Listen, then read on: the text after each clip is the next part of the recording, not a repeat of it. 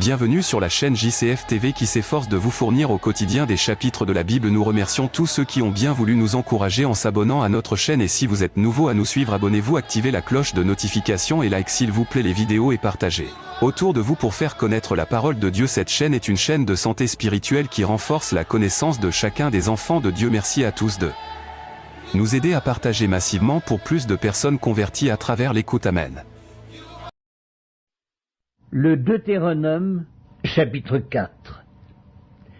Maintenant, Israël, écoute les lois et les ordonnances que je vous enseigne. Mettez-les en pratique afin que vous viviez et que vous entriez en possession du pays que vous donne l'Éternel, le Dieu de vos pères. Vous n'ajouterez rien à ce que je vous prescris, et vous n'en retrancherez rien. Mais vous observerez les commandements de l'Éternel votre Dieu, tels que je vous les prescris. Vos yeux ont vu ce que l'Éternel a fait à l'occasion de Baal-Péor. L'Éternel ton Dieu a détruit du milieu de toi tous ceux qui étaient allés après Baal-Péor. Et vous, qui vous êtes arrachés à l'Éternel, votre Dieu, vous êtes aujourd'hui tous vivants.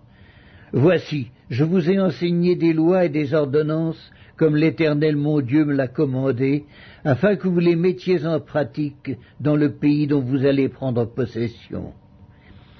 Vous les observerez et vous les mettrez en pratique, car ce sera là votre sagesse et votre intelligence aux yeux des peuples qui entendront parler de toutes ces lois et qui diront « Cette grande nation est un peuple absolument sage et intelligent ». Quelle est en effet la grande nation qui est des dieux aussi proches que l'Éternel notre Dieu l'est de nous toutes les fois que nous l'invoquons?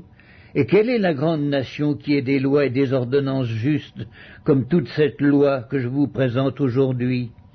Seulement, prends garde à toi et veille attentivement sur ton âme, tous les jours de ta vie, de peur que tu n'oublies les choses que tes yeux ont vues, et qu'elles ne sortent de ton cœur. Enseigne-les à tes enfants et aux enfants de tes enfants. Souviens-toi du jour où tu te présentas devant l'Éternel ton Dieu à Horeb, lorsque l'Éternel me dit « Assemble auprès de moi le peuple. Je veux leur faire entendre mes paroles, afin qu'ils apprennent à me craindre tout le temps qu'ils vivront sur la terre, et afin qu'ils les enseignent à leurs enfants. » Vous vous approchâtes et vous vous tîntes au pied de la montagne. La montagne était embrasée, et les flammes s'élevaient jusqu'au milieu du ciel. Il y avait des ténèbres, des nuées, de l'obscurité. Et l'Éternel vous parla du milieu du feu. Vous entendîtes le son de ses paroles, mais vous ne vîtes point de figure, vous n'entendîtes qu'une voix. Il publia son alliance qu'il vous ordonna d'observer, les 10 commandements, et il les écrivit sur 2 tables de pierre. En ce temps-là, l'Éternel me commanda de vous enseigner des lois et des ordonnances, afin que vous les mettiez en pratique dans le pays dont vous allez prendre possession.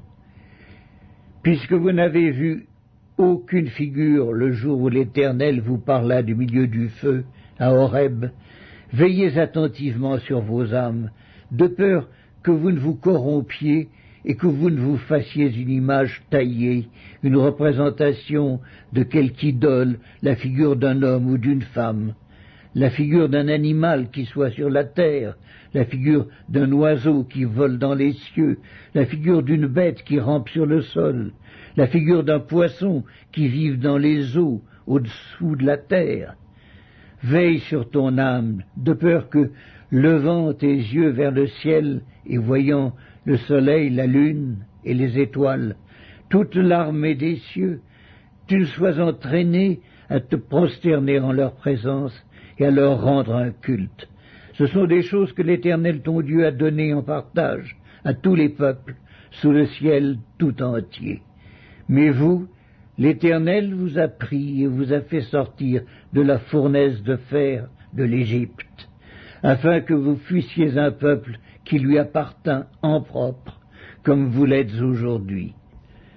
Et l'Éternel s'irrita contre moi à cause de vous, et il jura que je ne passerai point le Jourdain, et que je n'entrerai point dans le bon pays que l'Éternel ton Dieu te donne en héritage. Je mourrai donc en ce pays-ci, je ne passerai point le Jourdain, mais vous le passerez et vous posséderez ce bon pays. Veillez sur vous, afin de ne point mettre en oubli l'alliance que l'Éternel votre Dieu a traitée avec vous, et de ne point vous faire d'image taillée, de représentation quelconque que l'Éternel ton Dieu t'ait défendu. Car l'Éternel ton Dieu est un feu dévorant, un Dieu jaloux. Lorsque tu auras des enfants, et des enfants de tes enfants, et que vous serez depuis longtemps dans le pays, si vous vous corrompez, si vous faites des images taillées, des représentations de quoi que ce soit, si vous faites ce qui est mal aux yeux de l'Éternel, votre Dieu, pour l'irriter, j'en prends aujourd'hui à témoin contre vous le ciel et la terre. Vous disparaîtrez par une mort rapide du pays dont vous allez prendre possession au-delà du Jourdain. Vous n'y prolongerez pas vos jours, car vous serez entièrement détruits. L'Éternel vous dispersera parmi les peuples, et vous ne resterez qu'un petit nombre au milieu des nations, où l'Éternel vous emmènera. Et là vous servirez des dieux, ouvrage des mains de l'homme, du bois et de la pierre, qui ne peuvent ni voir, ni entendre, ni manger, ni sentir. C'est de là aussi que tu chercheras l'Éternel ton Dieu, et que tu le trouveras si tu le cherches de tout ton cœur et de toute ton âme. Au sein de ta détresse, toutes ces choses t'arriveront. Alors, dans la suite des temps, tu retourneras à l'Éternel ton Dieu, et tu écouteras sa voix. Car l'Éternel ton Dieu est un Dieu de miséricorde, qui ne t'abandonnera point, et ne te détruira point. Il n'oubliera pas l'alliance de tes pères, qu'il leur a jurée. Interroge les temps anciens qui t'ont précédé depuis le jour où Dieu créa l'homme sur la terre et d'une extrémité du ciel à l'autre. Y eut-il jamais si grand événement, et a-t-on jamais ouï chose semblable? Fut-il jamais un peuple qui entendit la voix de Dieu parlant du milieu du feu, comme tu l'as entendu, et qui soit demeuré vivant?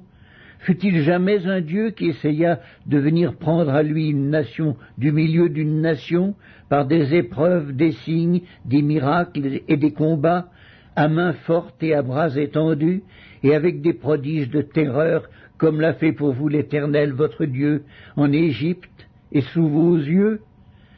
Tu as été rendu témoin de ces choses, afin que tu reconnusses que l'Éternel est Dieu, qu'il n'y en a point d'autre.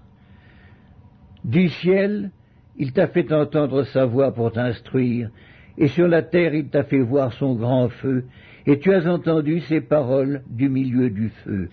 Il a aimé tes pères, et il a choisi leur postérité après eux. Il t'a fait lui-même sortir d'Égypte par sa grande puissance.